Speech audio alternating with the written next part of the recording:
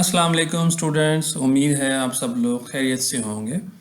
आज हम CSS को ही कंटिन्यू करेंगे। अगर आपको याद हो कि हमने लास्ट टाइम CSS सेलेक्टर्स को देखा था और CSS सेलेक्टर्स की काफ़ी टाइप्स थी, जिनमें से हमने सिंपल सेलेक्टर्स को स्टडी किया। क्या एक रिवीजन के लिए मैं आपको रिवाइज़ करवा देता हूँ कि हमने अब तक क्या क्या पढ़ा हुआ है। हमने बात की HTML की, हमने बात की CSS की। मैंने बताया कि आपको HTML किस लिए इस्तेमाल होता है और CSS जो है HTML डॉक्यूमेंट्स की ब्यूटिफिकेशन के लिए इस्तेमाल होता है, उनके स्टाइलिंग के लिए इस्तेमाल होता है। और CSS के बारे में हमने ये भी पढ़ा कि CSS दो तरह की होती है, इंटरनल और एक्सटर्नल। इंटरनल के अंदर भी आप कह सकते हैं दो तरह की टाइप्स हैं जो हमने देख चुके हैं ऑलरेडी, इसे हम इनलाइन स्टाइल बोलते हैं। तो ये बेसिकली आपके सामने एक सिंटैक्स है CSS का, जिसके अंदर हमने बताया हुआ है कि CSS के अंदर स्टाइल रूल्स होते हैं, ये सेलेक्टर्स कहलाते हैं। उसके बाद ये करली ब्रेसेस के अंदर डिक्लेरेशंस होती हैं, जिसके अंदर प्रॉपर्टी और वैल्यूज़ आप शो कर रहे होते हैं। देख लें, ठीक है।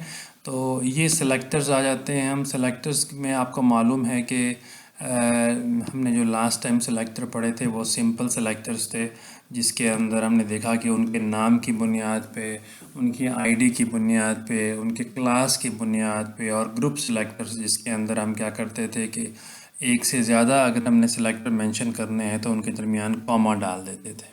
ठीक है। आज हम पढ़ेंगे कॉम्बिनेटर सेलेक्टर्स। ठीक है। इसको हम देखते हैं कि कॉम्बिनेटर सेलेक्टर्स क्या होते हैं। ठीक है। कॉम्बिनेटर सेलेक्टर्स बेसिकली आपस के रिलेशनशिप को शो करते हैं सेलेक्टर्स के। ठीक है। इसमें चार टाइप्स हैं सेलेक्टर्स की, यानी कॉम्बिनेटर सेलेक्टर्स की चार टाइप्स हैं। जैसे एक होते हैं descendant selectors, child selector, adjacent sibling selector और जनरल सिबलिंग सेलेक्टर। ठीक है। हम इनको अभी बारी बारी देखेंगे और आपको आइडिया होगा कि ये क्या चीज़ें हैं। ठीक है। सबसे पहले हम देखते हैं डिसेंडेंट सेलेक्टर को। ठीक है। अगर आप कोई CSS देख रहे हैं और उसके अंदर आपको इस तरह की चीज़ नज़र आती है, ठीक है, यानी दो सेलेक्टर्स मेंशन किए गए हों, दो टैग्स मेंशन किए गए हों और उनके दरमियान स्पेस हो। ठीक है। यानी अगर आपको याद हो ग्रुप सेलेक्टर्स के अंदर जब हम मेंशन करते हैं तो वहाँ स्पेस नहीं होती, वहाँ पे कॉमा होता है इनके दरमियान। ठीक है। अगर उनके दरमियान सेल स्पेस हो तो इनको बोलते हैं ये डिसेंडेंट सेलेक्टर्स हैं। तो descendant selector matches all elements that are this specific element. इसको समझने के लिए कि डिसेंडेंट सेलेक्टर्स क्या होता है जब हम इस तरह लिखते हैं, तो हम एक कोड एग्जांपल देख लेते हैं अभी यहाँ पे। ठीक है। ये ओपन हो रही है, अभी देख लेते हैं। आई डोंट नो कितना अच्छा ठीक हो गया। तो ये आप देख लें कि यहाँ पे हमने ये स्टाइल के अंदर एक ये वाला एक स्टाइल रूल डिफाइन किया हुआ है, जिसके अंदर डिव और स्पेस दे के हमने p लिखा हुआ है। ठीक है। इसका मतलब ये होगा कि डिव के अंदर जितने भी p एलिमेंट्स हैं उनके ऊपर ये स्टाइल रूल लगा दो, यानी उनको उनके बैकग्राउंड को येलो कर दो। तो अगर आप देखें तो इस पूरी HTML बॉडी के अंदर एक ही डिव टैग डिफाइन किया गया है और वो ये है। ठीक है, ये वाला। ओके। तो इसके अंदर अगर आप देखें ये पैराग्राफ 1 है, वो भी अगर आप इस तरफ देखें तो येलो किया गया है, यानी उसके ऊपर ये स्टाइल रूल लग चुका है। पैराग्राफ 2 है, उसके ऊपर भी लग चुका है, और पैराग्राफ 3 उसके ऊपर भी लग चुका है, क्योंकि वो बेसिकली इसी के अंदर, यानी जो पैराग्राफ टैग है वो इसका डिसेंडेंट है। ठीक है। यानी इसी के अंदर लाए करता है। तो इसलिए ये वाला जो मकसद ये होता है कि डिव स्पेस p का मतलब ये है कि जितने पैराग्राफ टैग डिव टैग के अंदर आए उसके ऊपर ये वाला रूल आपने इम्प्लीमेंट कर देना है। तो ये आपका डिसेंडेंट सेलेक्टर कहलाएगा और वो इस तरह काम करेगा। अगर आप ये देखें ये पैराग्राफ टैग्स जो हैं वो डिव के डिसेंडेंट्स नहीं है, वो डिव के बाहर डिफाइन किए गए हैं। पैराग्राफ 4 रूल इनके ऊपर इम्प्लीमेंट नहीं हो रहा। तो जब भी आपको कभी ऐसी ज़रूरत पेश आए तो आप यहाँ पे डिसेंडेंट सेलेक्टर्स का इस्तेमाल कर सकते हैं। ठीक हो गया जी। कम्बिनेटर सिलेक्टर्स के अंदर जो दूसरी टाइप आ जाती है उसको हम बोलते हैं चाइल्ड सिलेक्टर। ठीक है, चाइल्ड सिलेक्टर के अंदर जब हम इस्तेमाल करते हैं, आप इस तरह का कोई चीज़ देखें, यानी दो टैग्स देखें और दो टैग्स के दरमियान एंगल ब्रैकेट का इस्तेमाल किया गया हो, तो इसका मतलब ये है कि ये वाला जो स्टाइल रूल है जो यहाँ पे हमने मेंशन किया हुआ है, वो इस टैग के तमाम चिल्ड्रन एलिमेंट्स जिनका नाम क्या है, पैराग्राफ टैग है, यानी जो पैराग्राफ एलिमेंट्स हैं जिनके चिल्ड्रन हैं, आप उसके ऊपर ये वाला स्टाइल रूल इम्प्लीमेंट कर दो। ठीक है, तो इसकी एग्जांपल हम देखते हैं। ठीक है, जैसा कि ये देख लें, यही टैग लगाया गया है, यानी चाइल्ड सेलेक्टर लगाया गया है। अगर आप ये देखें, ये वाला एंगल ब्रैकेट के ज़रिए, तो और यहाँ पे डिव टैग का इस्तेमाल भी आप देख रहे हैं कि ये डिव टैग है, और डिव टैग का ये पैराग्राफ टैग जो है वो डिव टैग का डिसेंडेंट भी है और चाइल्ड भी है। ये वाला डिसेंडेंट भी है और चाइल्ड भी है, ये वाला डिसेंडेंट भी है और चाइल्ड भी है।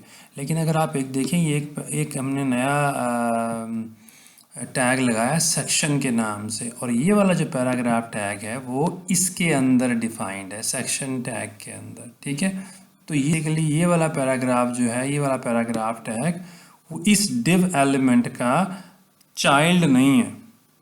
ठीक है, ये उसका चाइल्ड नहीं है, सो ये वाला रोल वो उसके ऊपर इम्प्लीमेंट नहीं होगा।